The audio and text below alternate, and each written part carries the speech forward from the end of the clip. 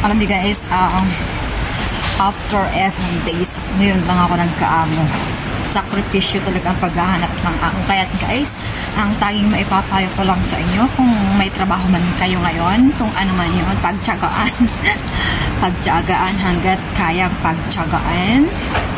Yun ay talagang porsigido kayo sa inyong mga trabaho at focus kayo at talagang kailangan nyo kayo kasi guys, talagang kailangan ko kasi yung anak ko ay nag-aaral. So siguro pag nakatapos yung anak ko, medyo makakaluwag-luwag na ako. So di ko talaga inaasahan na mawawalan ako ng trabaho. Pero syempre, sa abot ba ng makakaya ko. Alam nyo naman guys, sa mga vlogs ko na ako porsigidong tao. Kahit hirap ako, lahat naman kinakaya ko sa abot ng makakaya ko. Pero talagang siguro ganun lang talaga ang buhay. Dito po kasi sa Hong Kong, ayaw at sa gusto mo, kapag ayaw na ng amo, wala kang magagawa. Kailangan talaga tanggapin mo kasi nga dito nga talaga may termination dito sa ayaw at gusto mo. Pag terminate ka ng amo, wala ka naman talagang magagawa sa bagay na yun. So, alam niyo guys, na-vlog ko na to nung nakaraan pa na dito sa LHK talaga may termination. So, ito nangyari sa akin nang hindi ko inaasahan. On the spot pa ako. Talagang wala talaga akong kaalam-alam na mangyayari to sa akin.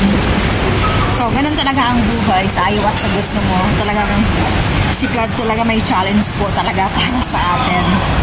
So, kahit naman paano at napagdaanan ko naman, yun nga lang guys, talagang may ano ako, may ito yung on the spot termination ko. So, natapos na yung 14 days na visa ko kasi dito, 14 days ka pa naman na kalugit ditong mag-stay sa HK. 14 days yun sa ano lang naman yun, sa termination lang naman yun, sa terminated na kagaya ko at saka mga break contract. Pero yung mga finish, wala silang ano, ora mismo kapag natapos yung kontrata nila, pwede na silang maglipat ng ibang employer. Pero mas maganda dun sa mga finish na bago matapos yung mga kontrata nila, makahanap na sila ng amo para on seguida or diretso, makakalipat na sila sa amo. Pero kagaya namin na hindi namin inaasahan, kaya nga kami, binigyan kami ng 14 days. Yung 14 days na yun, makakahanap kami ng amo. So, pero yung mga amo, kapag kagaya ko, inundaspat ako. So, ang ticket na binigay sa akin, May 11. Yun nga, hindi ko naman sinakyan yun. So, hindi ko naman sinakyan yung flight ko.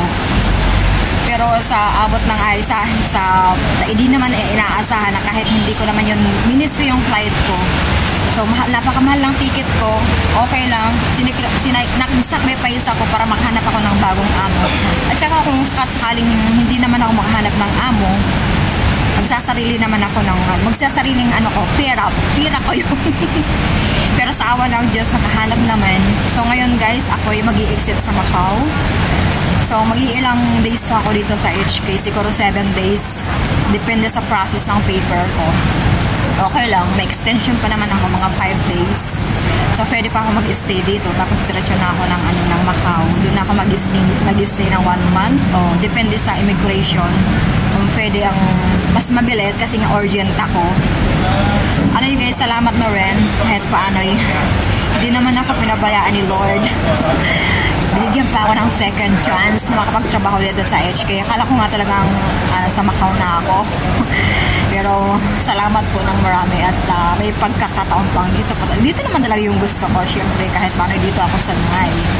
Dahil sa lahat po ng mga nanonood ng video ko, salamat po sa inyong lahat. God bless us all po. Thank you so much po sa walang sawang panunod ng aking videos. Bye-bye po. God bless you. Bye-bye.